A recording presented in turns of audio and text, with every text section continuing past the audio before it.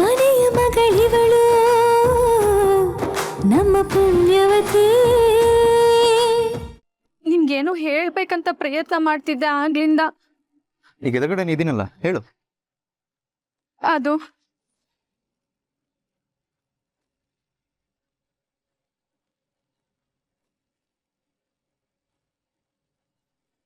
ಏನಂದ್ರೆ ನಾನೀಗ ಇಕ್ಕಟ್ಟಕ್ಕೆ ಸಿಗಾಕೊಂಡು ಒತ್ತಾಡ್ತೀನಿ.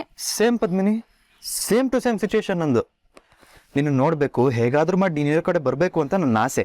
ಆದರೆ ನಮ್ಮ ಅಣ್ಣ ಚಿಕ್ಕಪ್ಪ ಇದ್ದಾರಲ್ಲ, ನನ್ನ ಅಕ್ಕಪಕ್ಕ ಕಾವಲ್ಗಾರ ಥರ ಕೂತ್ಕೊಂಡ್ಬಿಟ್ಟು ರೂಮಿಂದ ನನ್ನ ಕದ್ಲಕ್ಕೆ ಬಿಡ್ಲಿಲ್ಲ. ಅಲ್ಲ, ಅದು ನೀನೇನು ಹೇಳಕ್ ಬರ್ತಿದ್ಯಾ ನಂಗೆ ಗೊತ್ತು. ಶಾಸ್ತ್ರದ ಪ್ರಕಾರ ಅವ್ರು ಮಾಡಿದ್ ಸರಿ ಅಂತ ತಾನೆ. ಆದ್ರೂ ಮನ್ಸ ಮಾತು ಕೇಳ್ಬೇಕಲ್ಲ.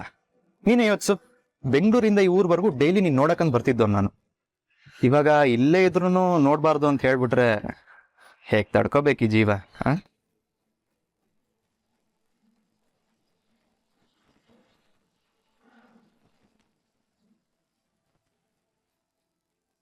ಮನೆಯವ್ರ ಮಾತು ಮೀರೋ ಹಾಗೂ ಇಲ್ಲ, ಸುಮ್ಮನೆ ಕೂರಕ್ಕೂ ಆಗ್ತಾ ಇಲ್ಲ.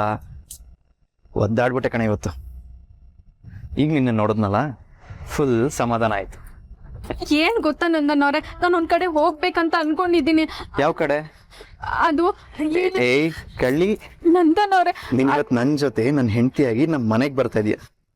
ಅಲ್ಲಿಗೆ ಬರೋದನ್ನ ಹೇಳಕ್ ಇಷ್ಟೊಂದು ಬಿಲ್ಡಪ್ಪ. ನೀನ್ ತುಂಬಾ ಎಕ್ಸೈಟೆಡ್ ಆಗಿದೆಯಾ ಅಲ್ವಾ? ನಾನು ಅಷ್ಟೇ. ಇವತ್ತು ಮದುವೆ ಮುಗಿತಿದ್ದ ಹಾಗೆ ನಾನು ನೀನು ಕಾರಲ್ಲಿ ಮನೆಗೆ ಹೋಗ್ತೀವಿ. ಅಲ್ಲಿ ನಿನ್ನ ಮನೆ ತುಂಬಿಸ್ಕೋತಾರೆ. ಎಷ್ಟು ಚೆನ್ನಾಗಿರುತ್ತಲ್ವಾ ಆ ಕ್ಷಣ ಪದ್ಮಿನಿ.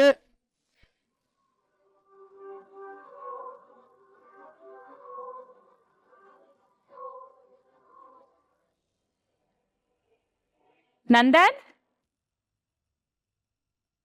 ನಂದನ್, ಎಲ್ಲಿ ಹೋದ ಇವನು? ಕಾಣಿಸ್ತಾನೆ ಇಲ್ಲದ. ಜನಾರ್ದನ್, ನಂದನ್ ಎಲ್ಲೋ? ಎಸ್ಕೇಪ್ ಆಗ್ಬಿಟ್ನಾ? ಅವಾಗ್ಲಿಂದ ಪದ್ಮಿನಿ ನೋಡ್ಕೊಂಬರ್ತೀನಿ ಅಂತಿದ್ದ. ನಾನು ಚಿಕ್ಕಪ್ಪ ಅವನನ್ನು ಬಿಡ್ತಾ ಇರಲಿಲ್ಲ. ಆಚೆಗೆ ಹೋಗಿ ಬರೋದ್ರೊಳಗಡೆ ಎಸ್ಕೇಪ್ ಆಗ್ಬಿಟ್ಟಿದ್ದಾನೆ ಕಳ್ಳ. ಸ್ವಾಮಿಗಳು ತಿಲ್ಕ ಕೊಟ್ಟು ಕಳ್ಸಿದ್ದಾರೆ. ಅಮ್ಮಾಜಿ ಅವನ್ ಹಣೆಗೆ ಇಡ್ಬೇಕಂತೆ. ಅವ್ನ್ ಎಲ್ಲಿದ್ರು ಬೇಗ ಬರಕ್ ಹೇಳು. ಆಯ್ತು ಅಮ್ಮ.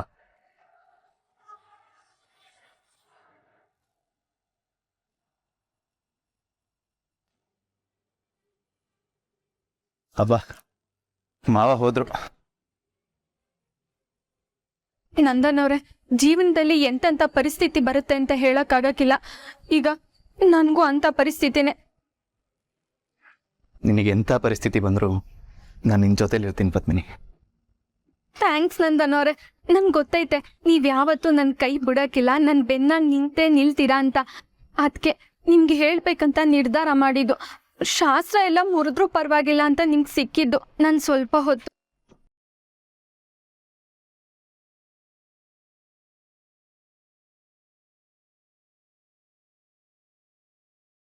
ನಂದನ್, ನಂದನ್,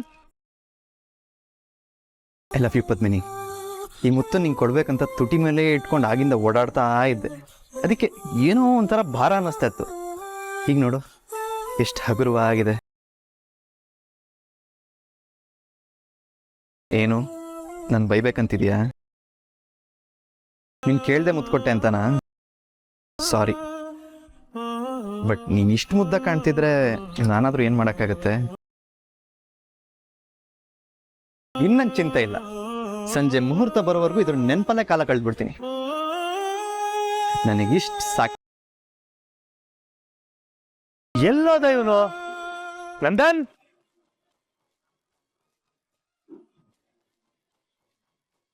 ನಂದನ್. ಅಯ್ಯೋ, ಇವನ್ ಯಾಕಪ್ಪ ಬಂದ? ಇವನೇನಾದ್ರೂ ನಿನ್ನ ಒಟ್ಟಿಗೆ ನೋಡ್ಬಿಟ್ರೆ ಮುಗೀತ್ ಕತೆ. ಅಜ್ಜಿಗೆಲ್ಲ ಹಾಕೊಟ್ಬಿಡ್ತಾನೆ. ಆಮೇಲೆ ಶಾಸ್ತ್ರ ಮುರಿದೆ ಅಂತ ಅಜ್ಜಿ ನನಗೆ ಕ್ಲಾಸ್ ತಗೋತಾರೆ. ಪದ್ಮಿನಿ, ನಾನು ಹೊರಡ್ತೀನಿ. ಅಲ್ಲ, ಅದು ನಾನು ಏನು ಸಂಜೆ ಮಂಟಪದಲ್ಲಿ ಸಿಗೋಣ. ನಂದನವ್ರೆ.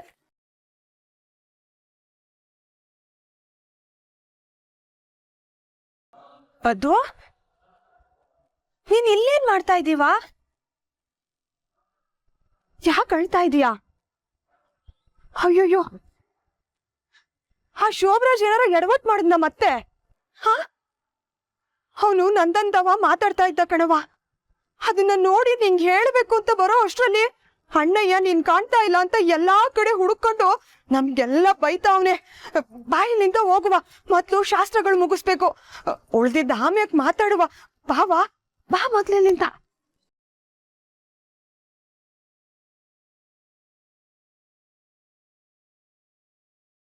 ಅದು ನೀನ್ ಹಿಂಗೆ ಕಣ್ ತುಂಬ್ಕೊಂಡು ಪ್ಯಾಸ್ರದಾಗಿದ್ರೆ ಎಲ್ರಿಗೂ ಅನುಮಾನ ಬರ್ತೈತವ. ಮತ್ತೆ ಹೆಂಗಿರ್ಲಿ ನಾನು ಇಂಥ ಒದ್ದಾಡ್ತಾಗೆ ಆ ಶೋಭರಾಜ್ ನೋಡಿದ್ರೆ ನಂಗೆ ಬರ್ಲೇಬೇಕು ಅಂತ ಪಟ್ಟಿಡ್ದು ಕೂತವನೆ. ಈ ಕಡೆ ನಂದನ್ನವ್ರಿಗೆ ಎಲ್ಲ ವಿಷಯ ಹೇಳೋಣ ಅಂದ್ರೆ ಅವ್ರು ನನ್ನ ಮಾತೇ ಕೇಳಿಸ್ಕೊತಿಲ್ಲ.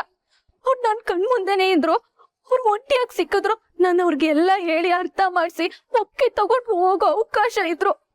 ಆದ್ರೆ ಅವ್ರು ನನ್ನ ಮಾತೇ ಕೇಳಿಸ್ಕೊಂತಿಲ್ಲ.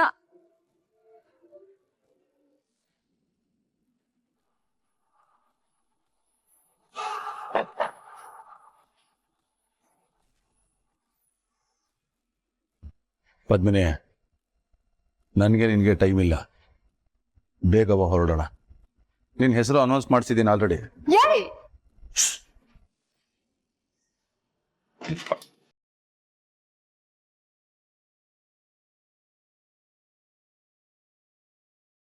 ಏನ್ ಹೇಳ್ತಿದ್ದೀರಾ ನೀವು?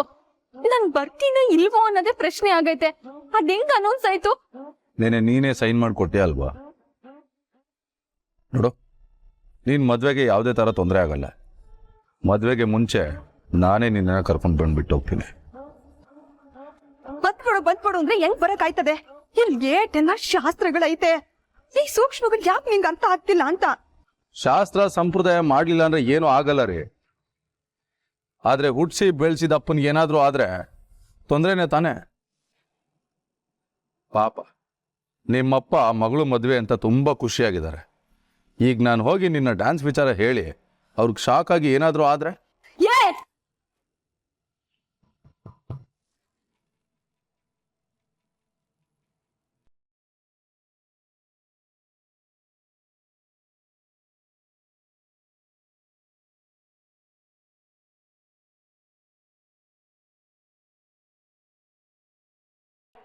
ಯಾರಿದ್ದೀರವ ಒಳಕ್ಕೆ? ಪೂರ್ವಸಿ, ಪೂರ್ವಿ. ಅಯ್ಯೋ, ಅವ್ವ ಬಂದ್ಬಿಟ್ರು. ನೀವು ಬಚ್ಚಿಟ್ಕೊಳ್ಳಿ. ಬರ್ತೀಯ ಅಲ್ವಾ? ನಿಂದೊಂದು, ಬೇಗ ಹೋಗಯ್ಯ, ಹೋಗಯ್ಯ. ಪೂರ್ವಸಿ, ಪೂರ್ವಿ.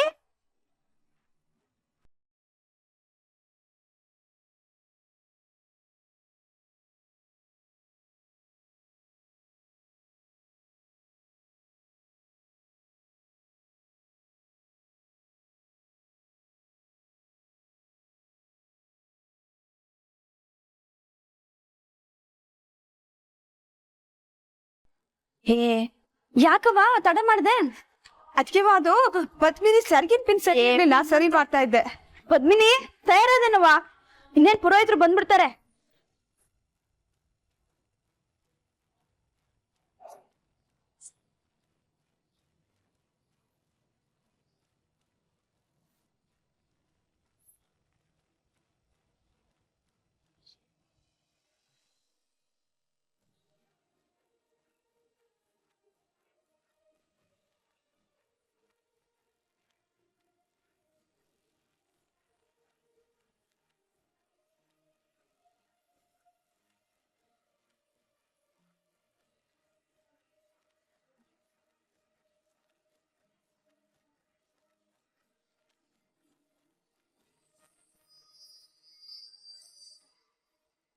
ಅಜ್ಜಿ, ಏನಾಯ್ತು?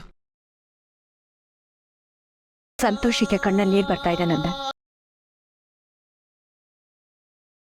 ನಿಮ್ ತಾತ ಇದ್ದಿದ್ರೆ ಅದೆಷ್ಟು ಸಂಭ್ರಮ ಪಡ್ತಿದ್ರು ಗೊತ್ತಿಲ್ಲ.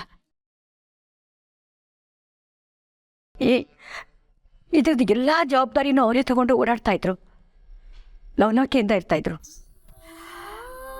ಏನ್ ಮಾಡೋದು? ಅಜ್ಜಿ, ತಾತ ಇಲ್ಲ ಅಂದರೂ ಅವ್ರ ಆಶೀರ್ವಾದ ಸದಾ ನನ್ನ ಮೇಲೆ ಇರುತ್ತೆ. ಇನ್ನು ಪ್ಲೀಸ್ ಹೀಗೆಲ್ಲ ಅಳ್ಬೇಡ. ನೋಡು, ಎಲ್ಲ ಎಷ್ಟು ಬೇಜಾರು ಮಾಡ್ಕೊಂಡಿದ್ದಾರೆ. ಛೇ, ನಾನು ಸಂತೋಷ ಕಣ್ಣೀರು ಬರ್ತಾ ಇದೆ ಅಂತ ಹೇಳಿದ್ನಲ್ಲ. ಮಾಲ್ತಿ, ತಗೋ, ತಿಳ್ಕ ಇಡು.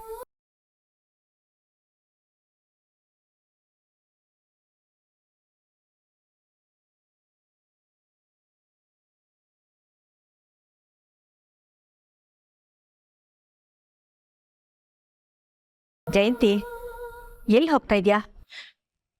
ಆಚೆ ಗೆಸ್ಟ್ ಜೊತೆ ಇರ್ತೀನಿ. ಎಲ್ಲರೂ ಇಲ್ಲೇ ಇದ್ರೆ ಹೇಗೆ ಹೇಳಿ? ಇಲ್ಲಿ ಕೆಲಸ ಇಲ್ದಿರೋರು ಹೊರಗೆ ಬಂದಿರೋ ನೆಂಟರನ್ನಾದ್ರೂ ಮಾತಾಡಿಸ್ಬೋದು. ನಿನಗೆಲ್ಲಿ ಕೆಲಸ ಇಲ್ಲ ಅಂತ ಹೇಳ್ದವ್ರು ಯಾರು? ನಿನ್ ಮಗನಿಗೆ ತಿಲ್ಕ ಹಚ್ಚೋದ್ ಬಿಟ್ಟು ನೀನೇಗ್ ಹೋಗ್ತೀಯ?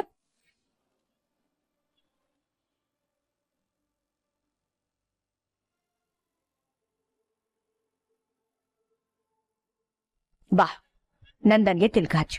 ಹೌದು ಜಯಂತಿ, ನೀನು ತಿಲ್ಕ ಹಚ್ಚದೇ ಇದ್ರೆ ಶಾಸ್ತ್ರ ಕಂಪ್ಲೀಟ್ ಆಗುತ್ತಾ ಹೇಳು? ಬಾ ತಿಲ್ಕ ಹಚ್ಚು. ಬಾ ಜಯಂತಿ, ತಿಲ್ಕ ಹಚ್ಚು.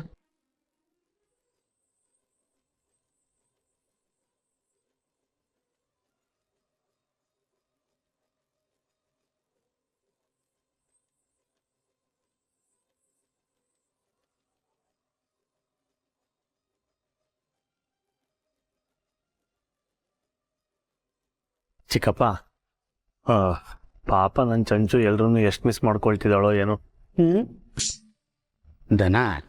ಚಿಕ್ಕಪ್ಪ, ಜನಾರ್ದನ. ಅದೇ, ನೀನು ಅವಳನ್ನು ತುಂಬ ಮಿಸ್ ಮಾಡ್ಕೋತಿದ್ಯಾ ಅಲ್ವಾ? ಒಂದು ಕೆಲಸ ಮಾಡು, ಅವಳಿಗೆ ವಿಡಿಯೋ ಕಾಲ್ ಮಾಡಿಬಿಟ್ಟು ಈ ವಿಡಿಯೋ ಎಲ್ಲ ಶಾಸ್ತ್ರಗಳನ್ನು ತೋರಿಸಿ ಎಕ್ಸ್ಪ್ಲೈನ್ ಮಾಡಿಬಿಡು. ಹೋಗಿ ಚಿಕ್ಕಪ್ಪ, ಯಾಕೋ ತಮಾಷೆಗೆ. ನಂದನ್, ಇದೆಲ್ಲ ಮುಗಿತಿದ್ದ ಹಾಗೆ ಮದುವೆ ಬಟ್ಟೆ ಹಾಕೊಂಡು ರೆಡಿ ಆಗ್ಬಿಡು. ಮಾಲ್ತಿ, ನಮ್ಮ ಶಾಸ್ತ್ರದ ಪ್ರಕಾರ ಪದ್ಮಿನಿಗೂ ಹಾಗೆ ಗುಂಗಟ್ಟು ಹಾಕಿಸ್ಬೇಕು. ಲೀಲನ್ಗೂ ಪೂರ್ವಿಗೂ ಬರೋದಕ್ಕೆ ಹೇಳು, ಗುಂಗಟ್ಟು ಕೊಟ್ಟು ಕಳ್ಸೋಣ. ಸರಿ ಅಮ್ಮಾಜಿ.